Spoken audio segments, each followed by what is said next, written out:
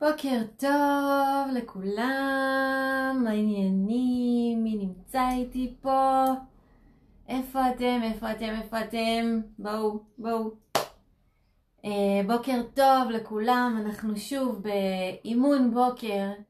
אני מקווה שאתם כבר אחרי אימון הבוקר שלכם הפיזי. אני לא יודעת מה עשיתם, אם יצאתם לצעוד, אני אחרי הליכה בים. לכו לפייסבוק שלי, יש שם אחלה תמונה שצילמתי. אתם אולי אחרי אימון של השבע דקות שלנו, או של משהו אחר. איזה כיף. תעשו לי איזה לב, או איזה לייק, או איזה משהו, כדי שאני אדע שאתם כאן איתי, ואני לא ארגיש בודדה. וזה בסדר, כי אני יודעת שחלק מכם יהיו איתי כאן בלייב. בבקשה להגיב, לעשות ככה תגובות. גם אם אני לא רואה את זה תוך כדי, בגלל שאני בתוך ההתלהבות שלי באימון, אני אחר כך עוברת על התגובות, וזה נורא כיף לראות מה אתם כותבים. וחלק מכם יראו את זה יותר מאוחר, וחלק מכם יראו את זה ביוטיוב, שזה גם שם נמצא. בערוץ שלי ביוטיוב, אז אתם לגמרי מוזמנים. בוקר טוב, סוזי, איזה כיף שאת פה. הנה, מתחילים כולם לעלות, איזה כיף. והבוקר אני רוצה לדבר איתכם על נושא מאוד מאוד מאוד משנה חשיבה, משנה אוטומטי, משנה דפוסים, שזה נורא נורא נורא כיף. בוקר טוב עדי, איזה כיף שאתם איתי פה. ואתמול לא היה לנו את הלייב הזה, כי הייתי בפגישה עם אחד הצוותים, אחד הענפים שלי בעץ המהמם שיש לנו כאן. וככה מתוך השיחה עלה הסשן הזה שאני רוצה לעשות לכם, לתת לכם אותו היום. ובאמת כאילו כשאני שמעתי את הסשן הזה פעם ראשונה, הוא ממש עשה לי סוג של מהפך בחשיבה. ועד היום אני ככה מאמצת אותו לאורך החיים בכל מיני סיטואציות, וזה באמת עושה שינוי מאוד משמעותי בכל מרחב המציאות של החיים שלנו. אז לסשן הזה קוראים קו החיים, או קו החיים וסופרוויז'ן, אוקיי? אם נסתכל רגע על עצמנו, לכולנו יש, אנחנו לא, גם כשאנחנו עושים תהליכים של התפתחות אישית, וגם כשאנחנו מבינים כל מיני תובנות, ומבינים שאנחנו רוצים לפעול מעמדת ההתפתחות של המאסטר, ולמשוך לעצמנו שמחה לחיים, ולהתייחס בדרך שהיא לא קורבנית, עדיין אצל כולנו, אני אמרתי לכם, אנחנו לא רובוטים ולא מכונות, יש את הכפתורים האלה. כשהם נלחצים, גם אצלנו קופצים השדים הקטנים האלה. גם אנחנו מתעצבנים, גם אנחנו מתבאסים, גם אנחנו לפעמים מאוכזבים, לפעמים אנחנו ככה יורדים באנרגיה, מתחילים לחשוב כל מיני דברים שליליים, ומה שאנחנו לפעמים לא מבינים, שכשאנחנו נמצאים במקום הזה, שהדפוסים הישנים שלנו, שהאוטומטים האלה של כל הרגשות השליליים קופצים לנו, זה הרבה פעמים מתחיל לצבור איזשהו מומנטום של מחשבות שליליים ושל רגשות שליליים. וכשאנחנו, אתם מכירים את התופעה הזאת שאנחנו קמים בבוקר, ויש איזה משהו שמתחרבש לנו, נגיד אנחנו קמים מאוחר, ואז אנחנו מתעצבנים על עצמנו, שלא קמנו בזמן, ולא הספקנו לצאת להליכה, ואז אנחנו גם, כבר גם ככה בקריזה, אז אנחנו הולכים למטבח, ואנחנו רוצים להכין לעצמנו קומפליט, או קפה, או משהו לאכול, ומשהו נשפך לנו, ואז אנחנו צריכים לנקות, ואנחנו מאחרים, ואנחנו נכנסים לאוטו, ואנחנו כבר בקריזה, והאוטו לא מניע, ונוצרת מין שרשרת של תהליכים שמזינה את עצמה, ויוצרת מומנטום של יום נחס. מכירים את זה? היום היה לי יום נחס. ומה שחשוב לדעת, ואני כששמעתי את זה בפעם הראשונה, זה באמת נתן לי המון שקט. כי פתאום הבנתי שיש לי יכולת להשפיע על איך שהימים שלי ייראו, איך שהמחשבות שלי ייראו, ואיך שהמציאות שלי תיראה. כי כשאנחנו מתחילים להיכנס למומנטום הזה של שליליות, אז הרגשות שלנו, אתם יודעים, יש חוק שנקרא דומה מושך דומה. כשאנחנו נמצאים בתדר שהוא של באסה ושל נחס וששום דבר לא הולך, זה הדברים שאנחנו נמשיך, זה התדר שימשיך למשוך לתוך החיים שלנו עוד ועוד ועוד מאותו דבר. ואומרת אסתר היקס, שהיא אחת הנשים המדהימות שיש לה, לכו תחפשו אותה, יש לה ביוטיוב הרבה מאוד סרטונים, הרבה מאוד תובנות. בעצם היא מדברת על חוק ה-17 שניות. היא אומרת, אם אנחנו מצליחים, אם אנחנו נותנים לסוג של רגשות שליליים כאלה, להימשך יותר מ-17 שניות, זה כבר מתחיל לחולל את המומנטום הזה של דומה מושך דומה, ונחס מביא נחס, ונהיה כאילו, בעצם הורס לנו את כל היום. אם אנחנו מצליחים, תקשיבו, 17 שניות תמדדו, זה לא מעט זמן. אם אנחנו מצליחים בטווח הזה של 17 שניות, לשנות שם משהו, להחליף את המחשבות שלנו, לוודא שאנחנו מכניסים לכאן איזשהו משהו חדש, אנחנו מצליחים בעצם לזעזע את כל המומנטום הזה שמתחיל להיווצר שהוא לא טוב, ולהתחיל ולשמור על 17 שניות של משהו טוב, אז אנחנו מתחילים להניע מומנטום של דברים אחרים ויותר טובים שבעצם מניעים לנו את מה שאנחנו רוצים לתוך החיים שלנו. ובעצם כשאנחנו מתחילים לייצר איזשהו דיבור פנימי, זה הרי תמיד בסוף יושב על השפה שלנו, על איך אנחנו, מה הדיבור שאנחנו מחוללים לעצמנו בתוך הראש.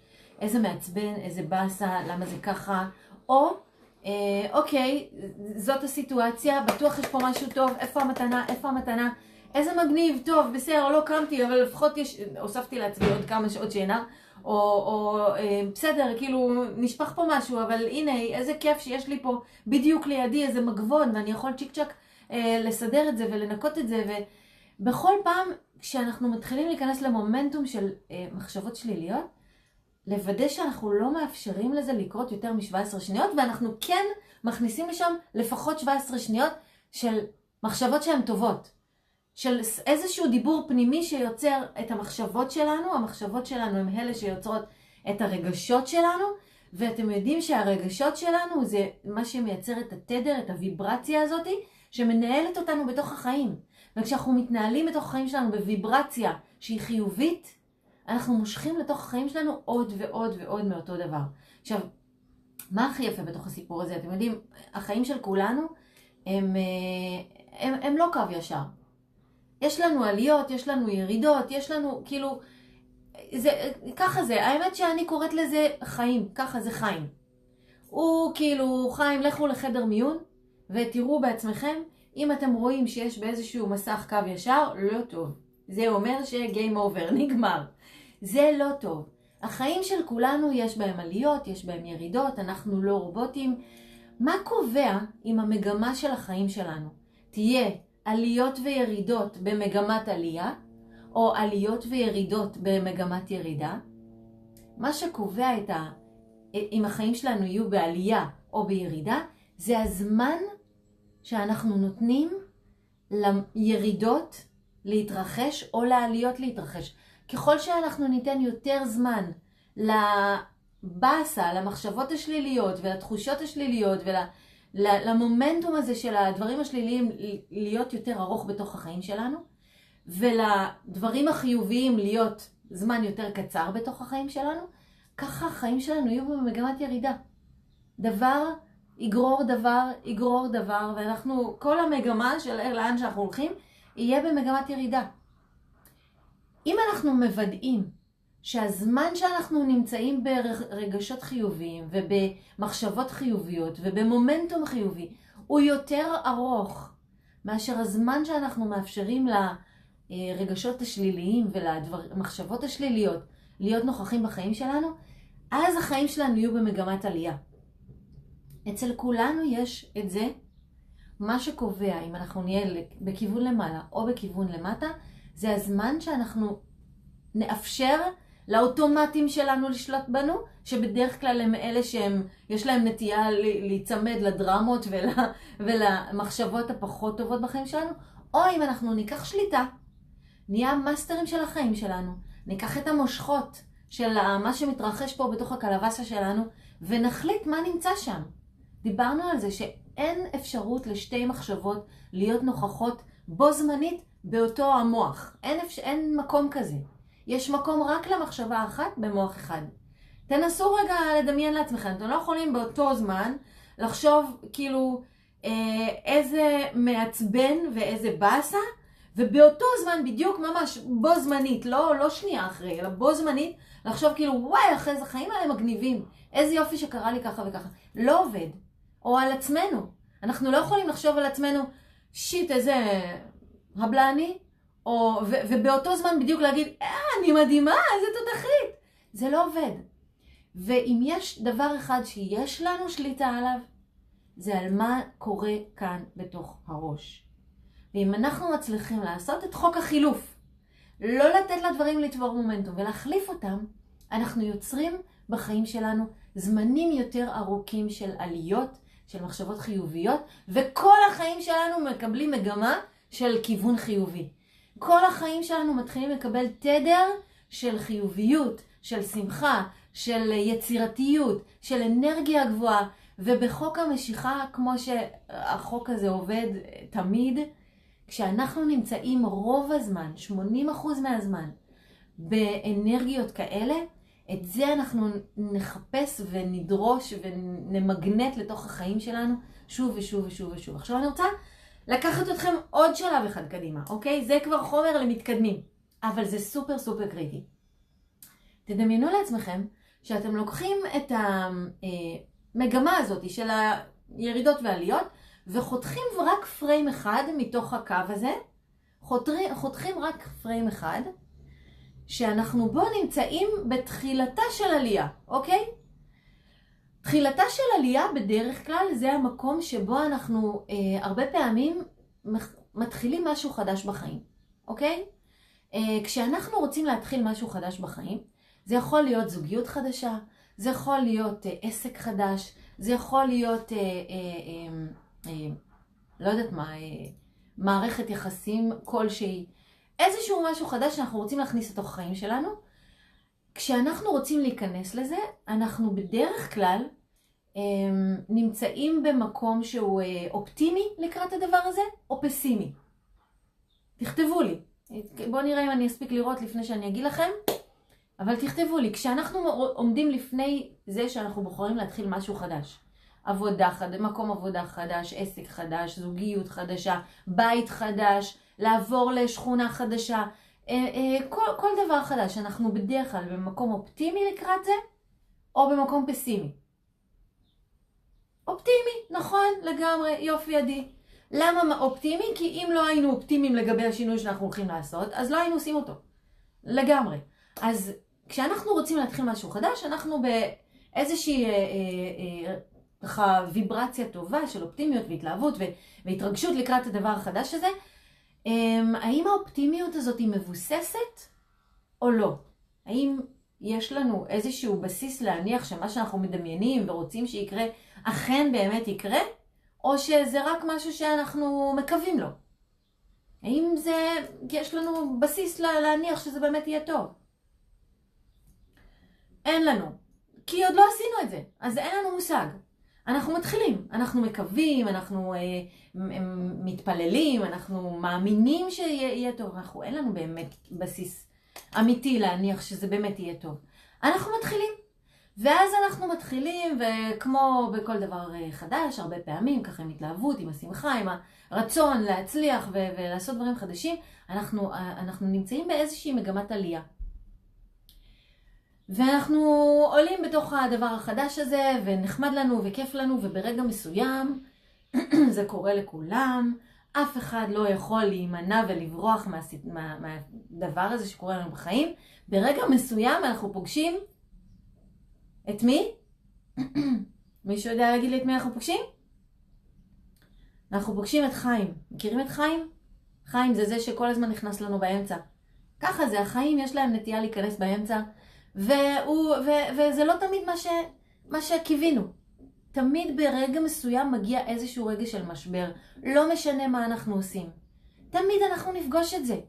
אם זה באתגר של מעבר, אם זה באיזשהו קושי, אם זה בעסק שהתחלנו אותו עם המון התלהבות, ואנחנו באים לחברים שלנו, אנחנו רוצים לספר להם על זה, ואנחנו, כאילו ברור לנו שכולם יראו את הדברים כמונו, ופתאום אנחנו מקבלים תגובות אימא'לה, כאילו, מה קרה פה? איך זה קורה? איך הם לא רואים את מה שאני רואה? איך הם לא מבינים? למה הם מגיבים אליי בצורה כל כך חשדנית וכל כך סקפטית ולא פתוחים להקשיב? בזוגיות זה מאוד ברור. אנחנו בתקופה של אהבה והתאהבות והכל ורדים ושושנים וזה. אתם רואים, שמתי לי היום פרחים כחולים ופרפרים. ככה זה באהבה, וברגע מסוים חיים מגיע. וכשחיים מגיע, אז פתאום הבחור הוא לא מספיק נותן לי תשומת לב, הוא כל הזמן בעבודה, הוא בטלפון שלו. סליחה רגע.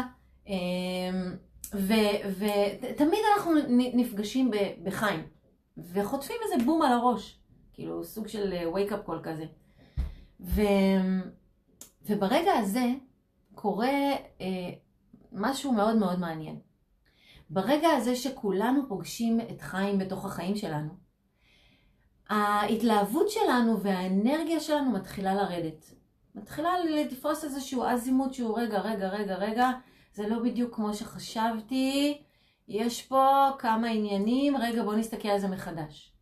וברגע הזה קורה משהו מאוד מעניין.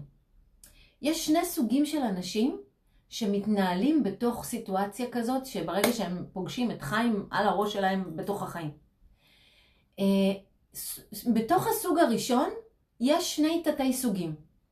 סוג הראשון יש תת סוג אחד, שזה אלה שאומרים אוקיי, הבנתי, זה לא מה שהתכוונתי, לא רוצה, לא בא לי על זה, לא בא לי שיגידו לי לא בא לי על הבן זוג הזה, לא בא לי על השכונה הזאת בכלל, מי בכלל רצה לעבור לפה, לא, אני לא רוצה.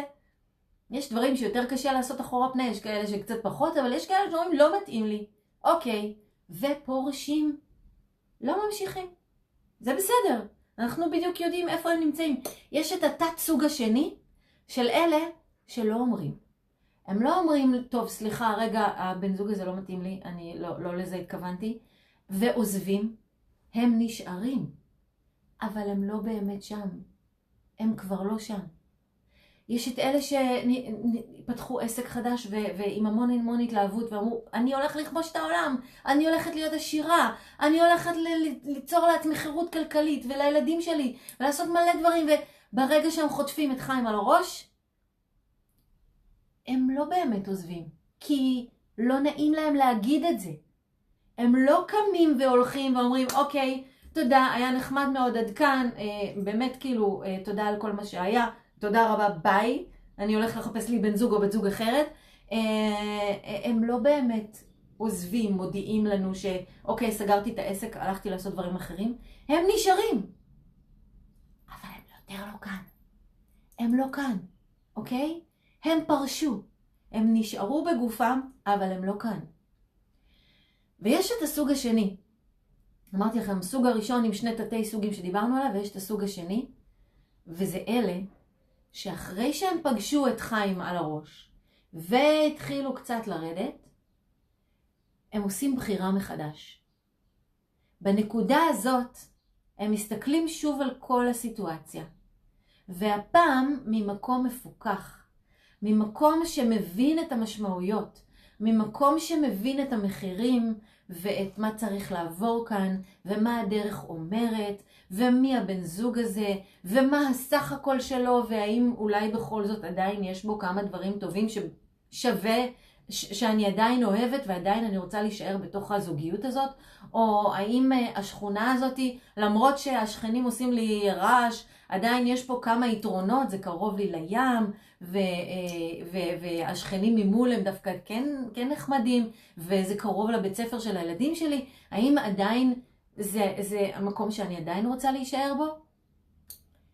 ומתוך ההבנה של כל הסיטואציה ברמה שהיא מבוססת, בוחרים לבחור מחדש ולהמשיך את המסע. לעשות את הבחירה הזאת ולהמשיך במגמה של העלייה ובאנרגיה גבוהה מתוך הבנה של המשמעויות ולהמשיך קדימה. אז